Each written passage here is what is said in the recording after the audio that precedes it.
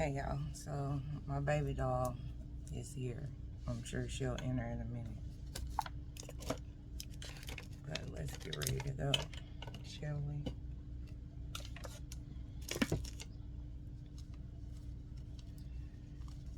Not too much on this natural hair, because if you know, you know. So listen. I think that sometimes when I be talking about me being ADHD, people take it as a joke. And I mean, sometimes it's meant to be funny, but it's also very, very real. Like, I realized that last night, okay, so I came home from work. I started stripping our bed, changing the linen and whatnot. And then as I was taking the linen that I took out to my laundry room, I was like, oh, you should get ready to do your baseboards. And I wanted to do it right then, but this was like 8 o'clock at night. And while I was processing, no, you're gonna have to do that tomorrow, Suge. Then I got to looking at my vanity, and whilst folding laundry, I got to looking at my vanity, and I was like, you really should organize that better. Guess what I did? Stopped and organized my vanity. Like, went out and bought a little rolling cart to better organize my makeup and stuff. And my daughter was like, Mom, are you putting something else in here with your vanity? Yes.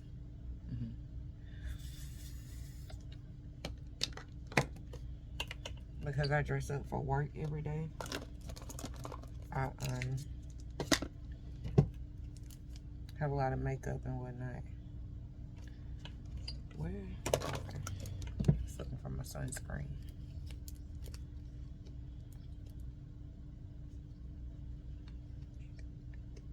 I'm trying to see, something else got my attention while I was redoing the vanity.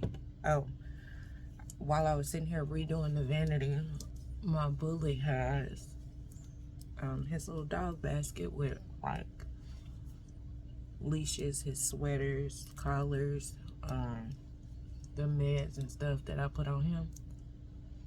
And I got to looking at that, and I was like, you need to organize that too. So guess what I did? I organized it. So now I know that at work today, the whole time I'm gonna be sitting up there thinking about these floors when I get back home. And my best friend and I, we were talking about this floor cleaner that people are ranting and raving about, and how we just don't know about the directions to using it. And we got to talking about Murphy's oil soap, which is what I use on my floors. And I was like, yeah, I really want to really sweep and mop my floors real good, and then do a Murphy's oil soap treatment on it. Whilst in the back of my head thinking, I want to blow my niece's hair out today. Do her deep conditioning, blow it out, and trim her ends. Whilst I was thinking, Demi has another prom to get ready for tomorrow, and you need to make sure everything is where it's supposed to be. That's what I mean by I got them D's. Because why is your brain not focusing on one thing? You know? I think it's got something to do with being a mom. Like, because technically your brain never stops working anyway. I gotta let that dry for a second. I do need to take my B12 gummy. Hold on.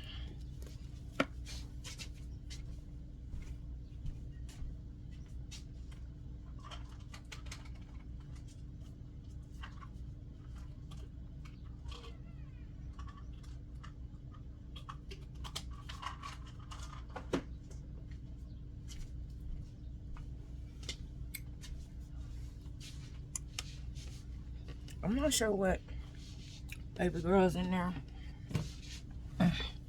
laughing about, but she tickle. That's for sure. It's a little chilly in here, but I don't want to cut the air off because then when everybody get home, it'll be hot.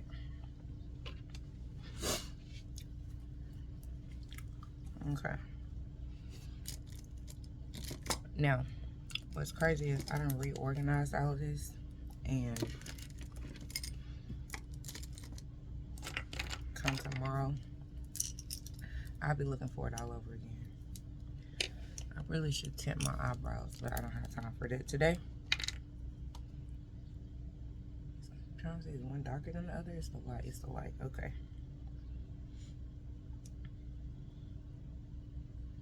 Meanwhile, I've said a million times that I'm not an early riser, and I want to be, but I just, why? It took my baby daughter to let me know. She was like, "Ma, you know, studies have been done that show that children's brains don't really start operating until after 10 a.m. And when she said that to me, I was thinking, are we sure that it's just children? Because even though we have plenty of adults that have to be up and functioning ahead of that time, I don't think that they're really necessarily awake. They just know they have to be somewhere at a certain time. When I tell you I thank God every day that I essentially can go and get to work when I want to, yeah, because it's a struggle. Even like for fun stuff, like when my girls and my son were traveling, I would hate to get up super early because we had to get on the road, but I would do it because I had to. Yeah. But with that being said, I don't feel like I would be productive with a job with me working from home because I get too easily distracted. That's why with me going back to school to get my degree, I had to like constantly tell myself, bro, you have to stop procrastinating. You have to get a certain amount of work done today. I would have to tell myself because it's easy to get distracted at home. Just like I was saying with all the things that were running through my head yesterday. Like, can you imagine having all that going on and you're supposed to be doing assignments and whatnot?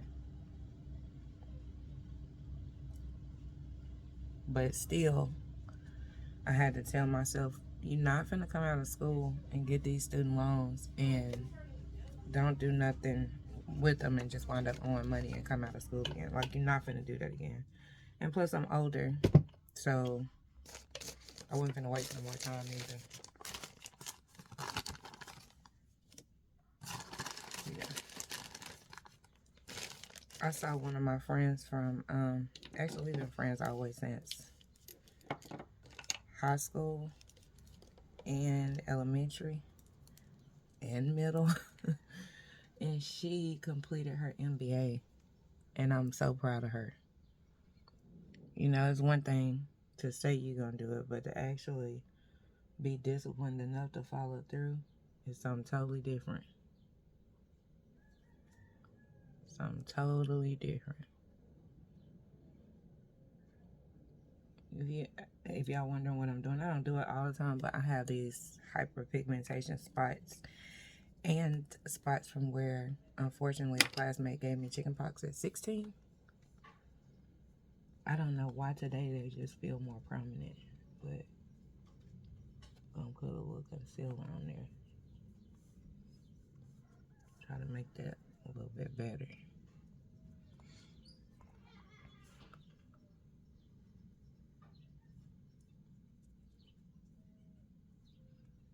I'm glad that my baby is feeling better, because all that giggling and whatnot that she doing the other day, when she came in here, she was like, "Mom, I'm sick."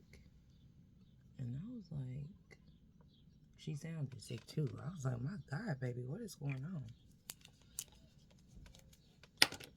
I don't know what's going on right here, but whatever. I'm just gonna go with it. Then let's talk about my brother, that baby brother of mine. Once you are a big sister, you'll never stop being a big sister, baby. Let me tell you something. Okay, his rig was in the shop. I think it'll be out today and tomorrow. He'll be back over the road. But he called me while I was at work. He's like, sis, I need you to run me somewhere. So when he told me where, I was like, okay, cool. Especially when he said he was going to get somebody to bring him to me. So he get there or whatever. Now, I know of the place. Like, I have been passed through there when my son was playing Little League ball. But I've never, like, had a reason to just be there or, like, spend any time in this place, right? So I only know of the place. Baby, I get him to said location. Yeah, I'm finna fix that with some red. Calm down. I get him to said location, and I'm observing, because I ain't never been there before. But I get to looking around, and it dawns on me that, hey, nobody, I mean, not a soul in the cars passing by, in the building that he was going to go into, nobody looked like us, okay? Now listen, we ain't got no problem with white folk, okay? But because I didn't know nobody there, I didn't know how well he knew nobody there, and I was fixing to leave him there, I was concerned. Okay? Now I'm thinking this in my mind. Okay? So then he get to looking around, right? And he was like, sis. I was like, yeah.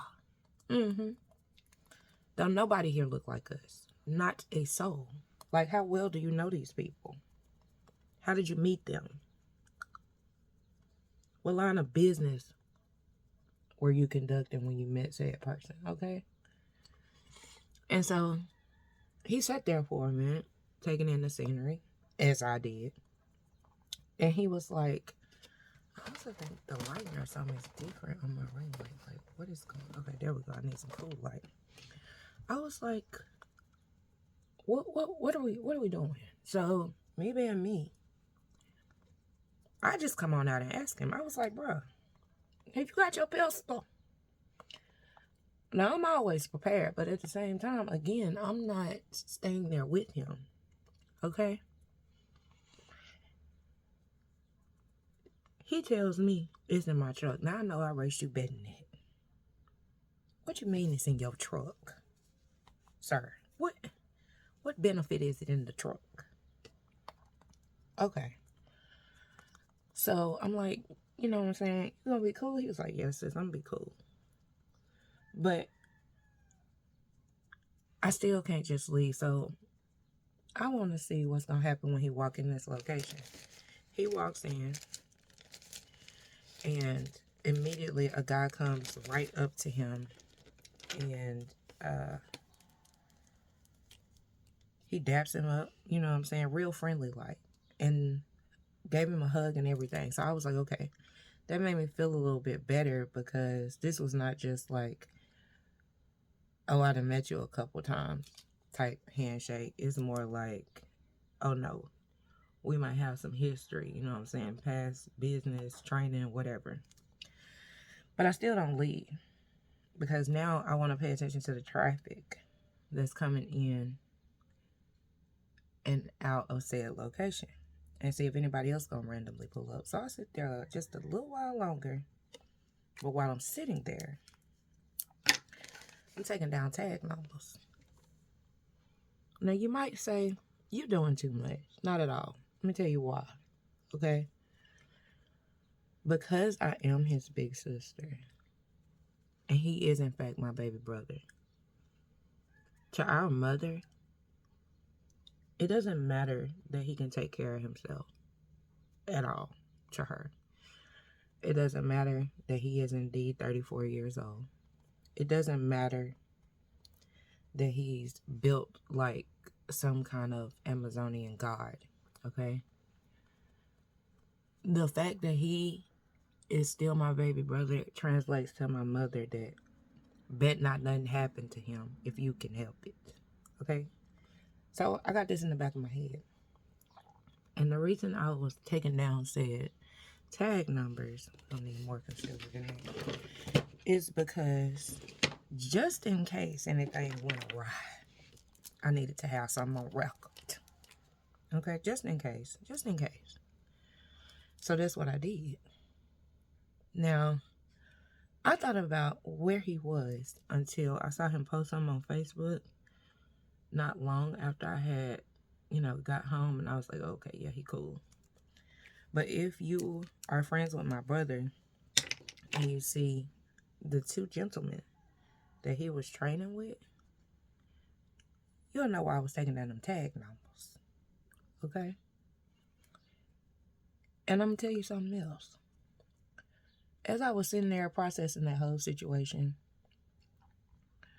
I was thinking about the fact that about 95.999% of the time that I was in some mess, or some shit, I should say, because that's what it was over my baby brother. It was over my baby brother. It might be a situation where a chick is spazzing out. Now, don't get me wrong, I'm a woman first. But, and if he wrong, he wrong. But I ain't finna let you hurt him. No. You can be mad, but I can't let you hurt him. And he's not gonna put his hands on you. I mean, he don't have to either. Just so you know. But anyway, it was either something like that, or I have to go and get him out of some shit that he done got into. Like, I made a post about something that happened a while back. Like, I was fresh out. I had been out of high school for a while, but he was just not finna come out of high school. And he had a little situation. And I had to go get him. And people were like, my God. Like, yeah, it wasn't funny at the time. It's funny now. But what a time to be alive. Like, we've had some great experiences together. And one thing about it, our daddy always knew what was going on. Like, daddy was the parent that you let know when some crazy shit was going on. Like, my mom, believe it or not, even though she was a woman's woman, my dad's very much a man's man. My mother was more so the disciplinarian. Daddy didn't want us to be in trouble for nothing. But mind you, my parents also had us older. And to our daddy, me and Dad just could do no wrong at all, ever. And he kept a lot of secrets. I remember one time, as a teenager, I took his car and I wound up curbing it and it blew the tire out. I told this story before. Anyway, instead of him like punishing me, he got there, he checked on me, made sure I was all right. Of course, I was upset, but I still called my daddy. I was never scared to call my daddy, no matter if I took the car or not. And he made me change a tire by myself. He talked me through it. Like, that was my punishments. But I was learning something with my punishment. I'm talking about when I got through, nails were shot to hell. But I learned how to change a tire. And the next day, he got my nails done. That was the homie, I'm telling you. But yeah. Having a baby brother is not for the weak. I don't have a baby sister, so I don't know what that's like. From the perspective of being the older sister. Which makes me wonder, did I take my sisters down through there? Not really. Like, my sisters, because there's such an age gap between us, they were great sources of information. Things I wanted to know. Things I didn't want to ask my mom. They was going to give it to me straight up at 100. Yeah, and I appreciated that. Mm-hmm.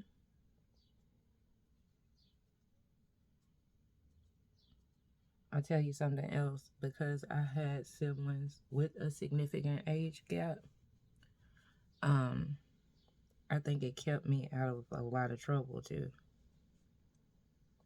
Because, we still have the dynamic of siblings, but our relationship is more forward than with my older parents.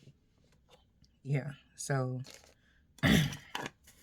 I could either watch them and learn from their mistakes, or they'll tell me, no, I'm going to tell you right now, baby, don't do that. Don't do that. Like, for instance, one time I was trying to run over somebody, and my middle sister is always there when some sideways is about to go down, baby. She's like an angel in that sense. And she happened to be in the car with me and threw on my emergency brake so I wouldn't run over said person. At that moment, I was angry with her because I was like, I'm baking, y'all. I was like, why the hell would you do that? Why would you do that? But now, which I was grown then, but I was like 20s grown, early 20s grown. But now, at 39, I'm thinking, girl, I appreciate you not letting me run over him. I would have been serving time. Because I would have killed him dead, baby. Because I was fixing to run him straight up through a brick building. Okay? Didn't care who was in the building behind him. Whoever was in the way, you was going to have to go to. That also taught me from that situation, if you got to do all that, you don't need to be with him, shoot. Yeah. You've been done something crazy like that, and he had you locked up, and he's still out here free with the other woman. I had to get up out of there. I had to invest a little time in that one, though, but nowhere near. I was married. Nowhere near the time that I have currently invested in my marriage with my now husband. See, that's different. That's different. Because we 16 years in. Okay. Yeah. Rooster! What you doing? Okay. I heard you giggling. You must feel better. No?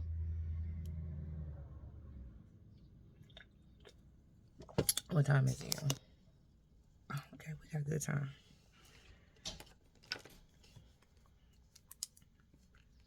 But yeah, life be life, and boy, it really do. And then it's crazy how you can go through something, and at that time it'd be like the whole world ended, and later on, you look back and be thinking, girl, you could have fixed that faster than that. Like, come on now. But, that's how you develop wisdom. You gotta go through something to learn something. And I try to take a lesson from everything, even the worst of the worst. There's a lesson in there somewhere. Somewhere is in there. Yeah. That's why I don't understand people who the people that oh, somebody get arrested, they quick to throw up somebody's mugshot, or something going with somebody's family, quick to talk about them or whatever. You ain't never been through nothing? Live a little bit longer. That's all I'm saying. Live a little bit longer. And maybe that's just it, When people are doing that, they haven't necessarily lived long enough to run into a storm. But baby, when you run into a real one, it'll change your outlook. Sure will. Speaking of, I took my niece, we had to go to the dollar store the other day. And I saw one of my former classmates up there. Not only was she a former classmate, when I tell you Kahoot, pretty girl, athletic, hooper, funny, great person. And I knew she had been out here on drugs, but I just hadn't seen her in a while. And I don't care.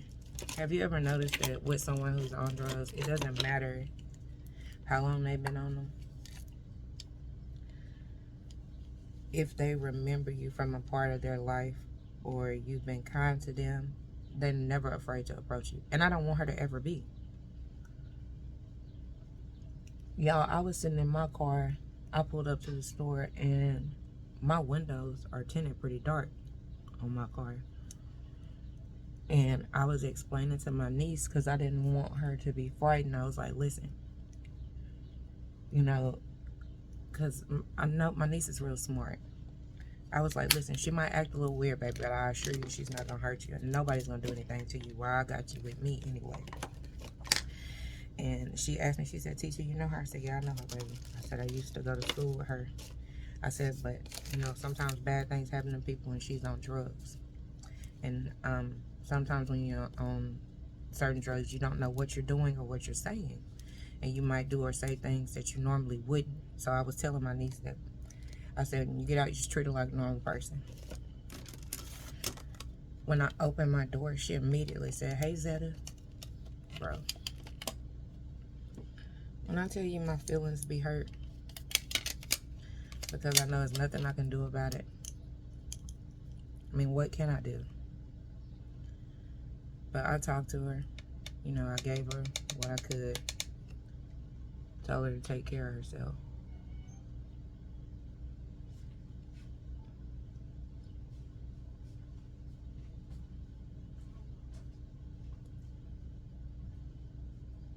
But yeah, it's a hard reality right there. And I can't help but wonder, like, we all, like I said, been through some stuff, but what happened, baby? And then, you know, everybody make their own choices, but I'll be thinking, who introduced you, or where were you when this occurred? Like, what made you try this? I have a million questions going through my head.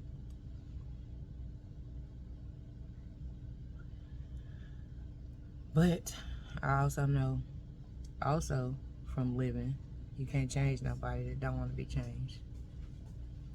Y'all, here come my boss. Oh, she ain't gonna say nothing because I said that. Because you pretty. I can look at you. Ty, I had you. Don't ask me why I'm looking at you then. I don't have an attitude. You literally asked me, Mom, why are you looking at me? I think you're beautiful. She gets on my nervous system sometimes. But that's my baby and I'm going to sit beside her.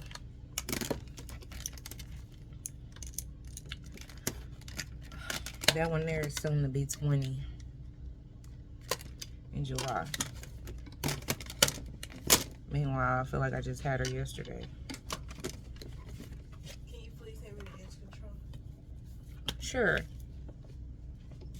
Do you have an edge brush, baby? No. Wait a minute now. Did your sister take you to take edge control?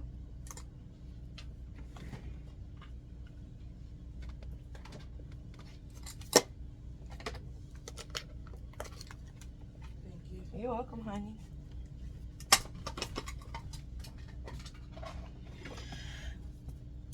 She made me forget what was I talking about.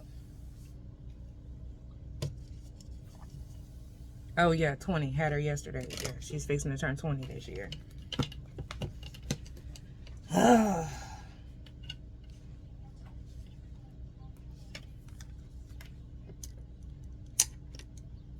But listen, I ain't gonna blow too hard because, baby, while she turning 20 and my son turning 19, that 17-year-old.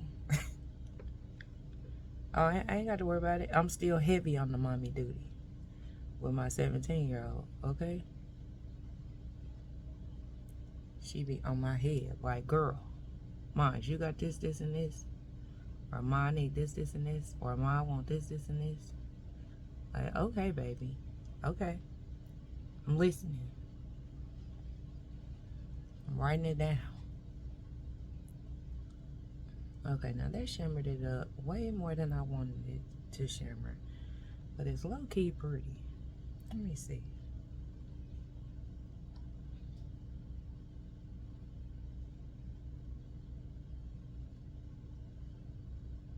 Yeah, it's pretty. I'm gonna take the edge off though. I need some more brushes. That one too big. This one ought to do it. This one ought to do it. Blend some of that smoke up in there so it don't look like I just got up and threw glitter on my face. You feel me? A little shimmer, that's all. Okay. Eyeliner. Time check. We're good. This child. Let me just take these out. The ones that she's using and put back in here. For me to find out that she's used up. That's the 17-year-old I was talking about.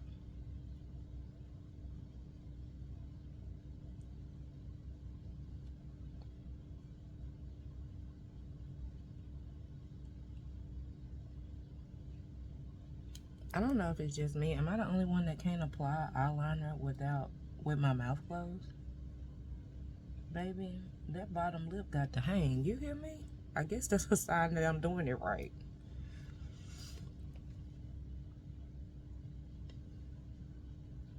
I put my beauty marks back in place that I done covered up. I think I'm going to also hit that lash line.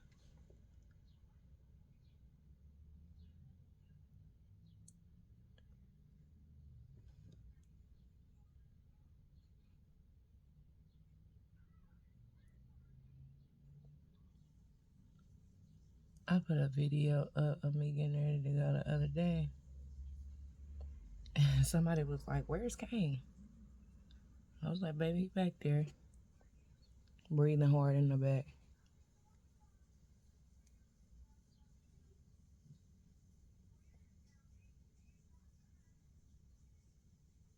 Then, I don't know if it's pollen or what, but this morning, I want to smudge that a little bit.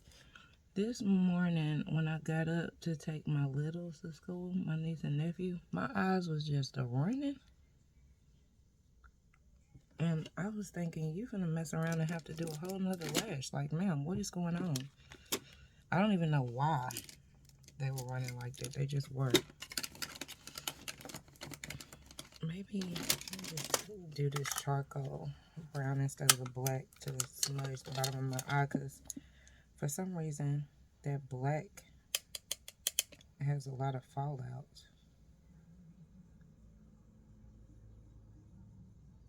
Oh, it might not be dark enough. It's not. Damn it. It's okay. I'm gonna have to use it. I just have to try to knock the fallout out. I usually keep an index card over here because it was my oldest daughter, the one that don't really care to do a lot of makeup, that was like, Mom, use an index card when you're doing this so you don't have this all over the place. As well as for me applying my bottom mascara. Worked like a charm too. Here we go. That's the look I was looking for. Soften it up a little bit. Because baby, them was like street walk eyeliner, you know?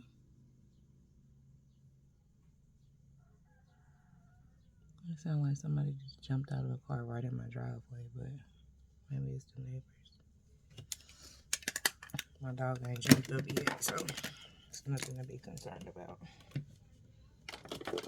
Go in with the tear to melt this down into the face.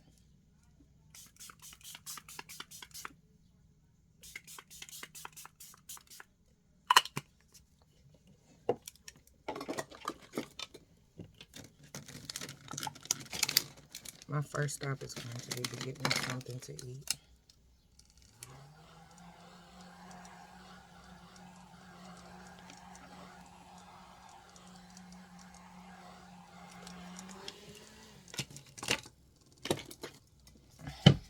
I kind of need to go ahead and purchase one of these, a new one, because it'd be like spitting. Because I'm about to be out. I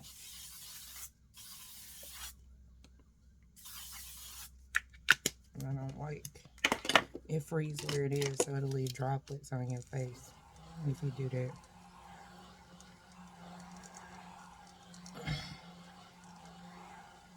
I do have some people say, you use a setting spray, multiple setting sprays, and then a finishing spray. Yes, I can tell you why.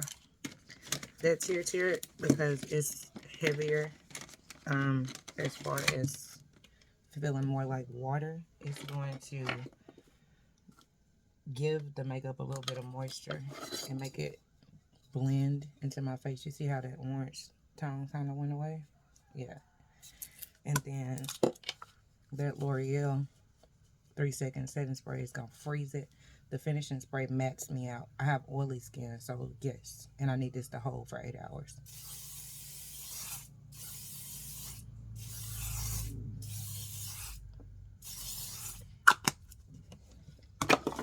I'm glad they improved the smell of that L'Oreal 3-second setting mist, because baby, it very much gave like Aquanet hairspray. Now, for the part everybody's been asking me about on my natural hair. So, I tie my edges down at night and I got a little makeup in it. It's okay. Because I want them to lay flat. I don't really have to do nothing to them. This, it looks crazy, but in here is water and Jamaican black castor oil. Baby, my hair is thick. We're going to have to add some moisture in it. And it's very much low porosity. Very, very low. Like, because it's so thick, even though it don't look like I have a lot of hair on my head, it is. But even so, like, if I tried to soak my hair, it takes forever for me to saturate my hair with water. Forever. Forever.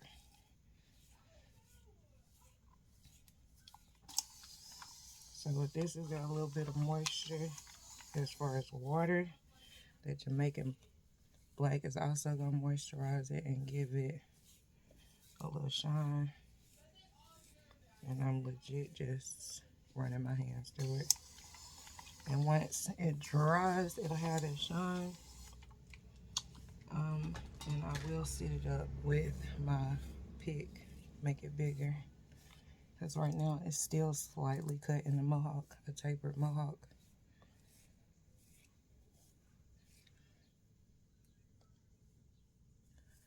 Okay, now I'm gonna put on my clothes, my earrings, my shoes, and we're gonna be out. Okay, I'll be back. Hold on.